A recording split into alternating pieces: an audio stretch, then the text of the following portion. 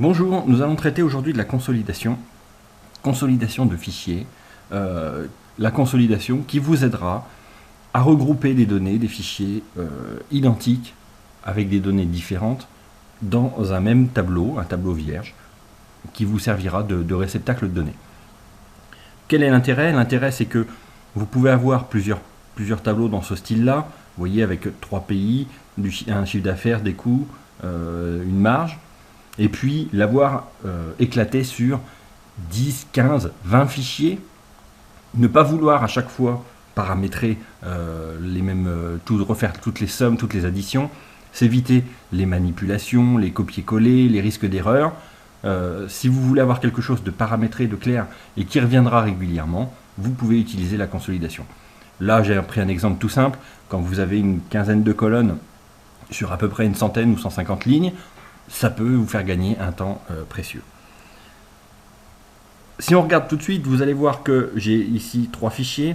J'ai le premier fichier avec des données sur ces 3 pays, le second avec des données légèrement différentes également sur ces 3 pays, donc un formalisme de tableau qui est identique, et un troisième tableau vierge qui va me servir de réceptacle à récupérer les données des 2 fichiers précédents.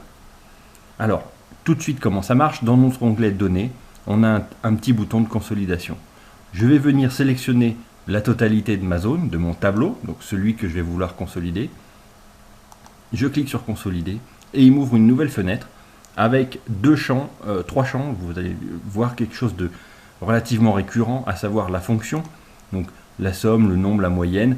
À vous de choisir. C'est généralement les fonctions basiques et qui vous sont proposées par Excel. On retrouve ça partout. On va garder la somme, ici c'est ce qui nous intéresse.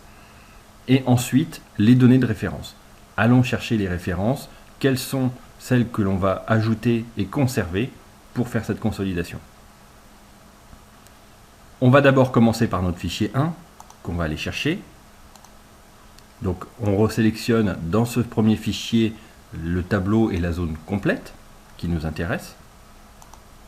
On clique ensuite sur Ajouter et vous voyez qu'il est venu l'intégrer comme étant une première référence conservée dans la consolidation de ce tableau.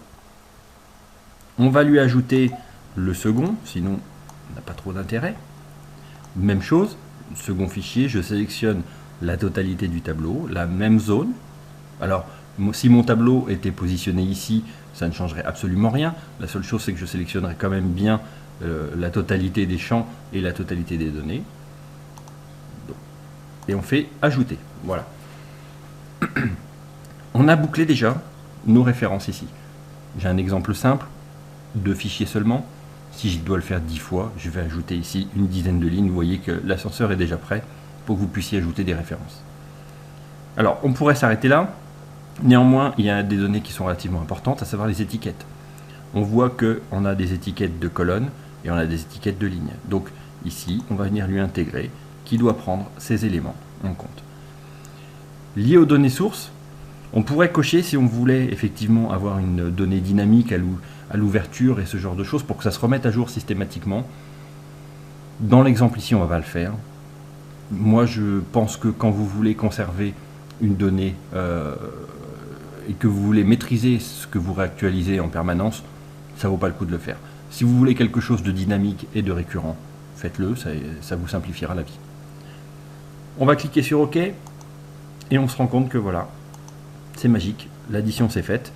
On va vérifier vite fait, on va prendre un exemple, donc le chiffre d'affaires de la France, fichier 1, 100, fichier 2, 300. Résultat, il est bien 400. Voilà.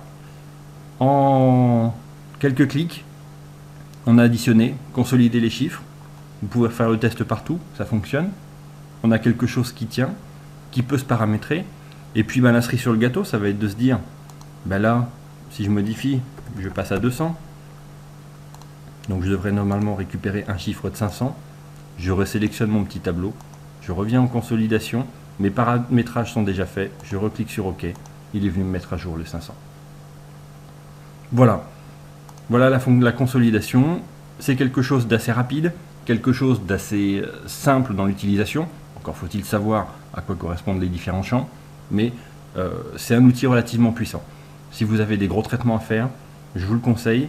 Ça vous évite de passer par des macros compliqués, des choses qui sont des fois difficilement paramétrables, alors que là vous avez un outil de base qui vous le fait.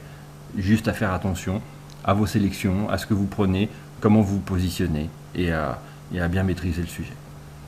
Voilà, bah écoutez, je vous souhaite un bon courage avec la consolidation.